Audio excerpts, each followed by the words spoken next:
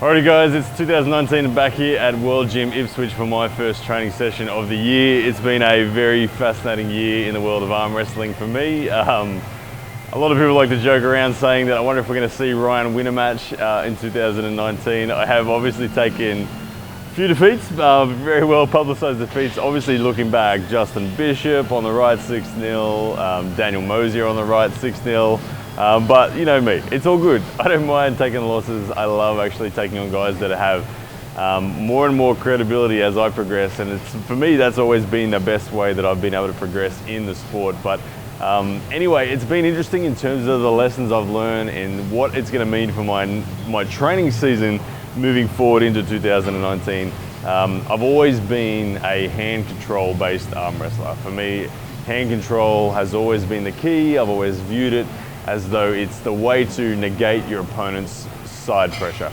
It's the way to take leverage or access to leverage away from your opponent and give it to yourself. So even in the circumstances where somebody has more superior side pressure than you've got, if you've got more hand control, you can kind of neutralize that. But here's the problem, here's what I've found. As I'm getting closer and closer to the elite level in the sport, I'm finding that the amount of hand control I can take off my opponents, even if I do have, let's say, superior hand control, is getting less and less. At the early levels of the sport, the amateur level, it was very easy to take massive amounts of leverage off, but I think the closer I get to the top, the less and less there is of an advantage to be taken. And subsequently, I've lost matches where my hand control's been in there. Against Justin, against Dan, I was there in terms of keeping my hands secure, but the problem I faced was, despite all that, they still had superior side pressure. As much as I don't gravitate towards side pressure, I'm recognizing that side pressure is a very necessary part of the game. And of course, I mean, it always has been, but I've never treated it with probably as much respect as I needed to. So anyway, 2019 for me is going to have a combination focus to it. I feel like my hand control is at a level ready to hang with the best on the planet at my weight, and I feel like my side pressure is not. So I don't want to go all in on the side pressure. I'm going to go all in on a bit of both. But I thought I'd invite you guys in today to show you exactly how I am training it. But as you can see, what I like to do is I try to recreate as many positions that reflect reality in an arm wrestling match here at the gym. So I'll do everything from wrist rise, straight cupping with a rolling handle, cupping with a belt, pronation with a belt, supination with a belt. These are all things that I'm going to do now. In terms of the way that I'm actually doing these, okay, the reps and the sets, every 4 to 6 weeks I like to go heavy and test out what I can move in these movements. But for most part, when I'm working out, I work out for about an hour to 2 hours.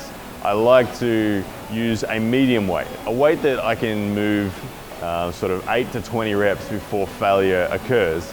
And that to me feels about right. It's not too light, not too heavy.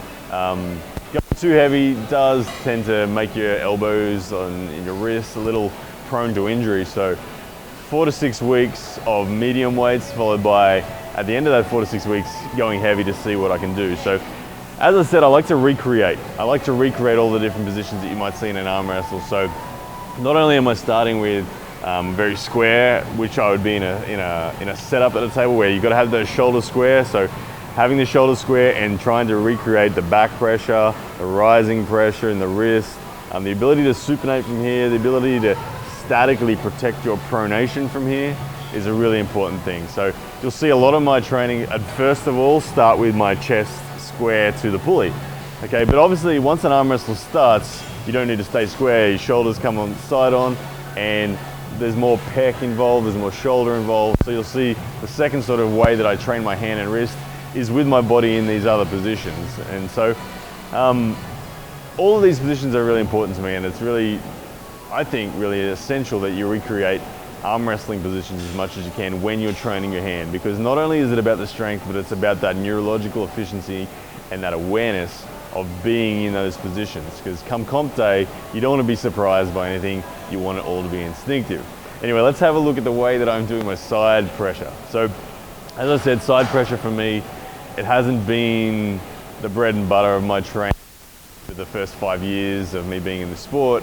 I've always been kind of well and truly invested in the hand control, but knowing that I need the side pressure, here's how I'm doing it anyway. So same principles of how you're gonna do it. You wanna change your body angles on all the different variations. So essentially, side pressure from a static position in the setup, high, as Todd Ziller would describe it, high side pressure is something that I like to do on the pec deck. You'll see here on the pec deck, it can really simulate that pressure that you need in the setup. It's all about trying to, look, this is really easy to do on the pec deck actually, but it looks a lot harder than it actually is when you see the whole stack going up and down, but it's all about just trying to maintain a static position through that inner elbow whilst protecting what would be a starting position. So that's kind of how I train my side pressure in that circumstance. And then from then on, it's all about getting into the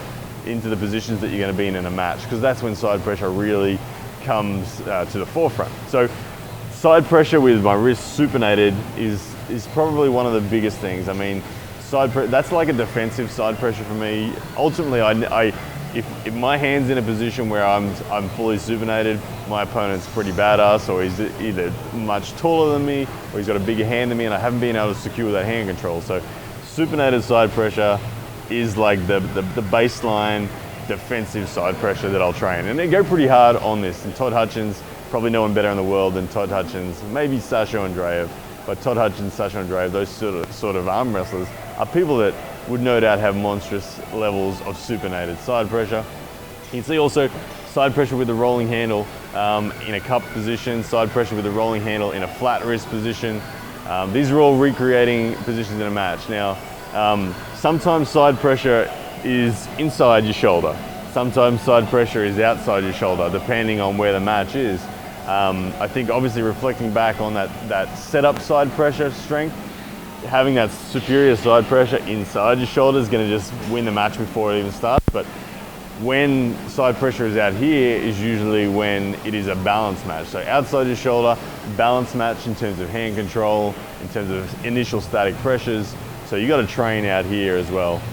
So when we're training out there, I like to train, as I've said, you've already seen the supinated side pressure, but also flat wrist, also pronated side pressure out here. You never know when you're in that Cobra style top roll, someone else has got you and you're just hanging outside your shoulder with a pronated wrist trying to get that superior side pressure. So guys, at the end of the day, as you can see, it's all about, for me, just recreating arm wrestling positions and getting those reps and that conditioning through the wrist, through the inner elbow, because the conditioning in those connective tissue is really what sets arm wrestlers apart from other strong humans, be them bodybuilders, powerlifters, whatever. But anyway, guys, I hope you enjoyed that. That was my first session for 2019 here at World Gym in Ipswich. Looking forward to the year. I think it's going to be a massive year in terms of not only training for me, but in terms of Arm Fights Unleashed, the opportunities that are going to be out there for all arm wrestlers around the world. And pound for pound, arm wrestling, it's going to the next level. I can't wait to see Todd Hutchins and his training series, and who knows what John Brzenk and Travis Bajan and Giannis Amelins and Raymond Lepins are going to pull out. And yeah, it's all going crazy. Jonathan Love is going to entertain us all. It's good stuff. Anyway, guys, hope you are well. Thank you so much for tuning in. Hope you got something out of this and like the way that I'm training. And I'll see you guys again very soon.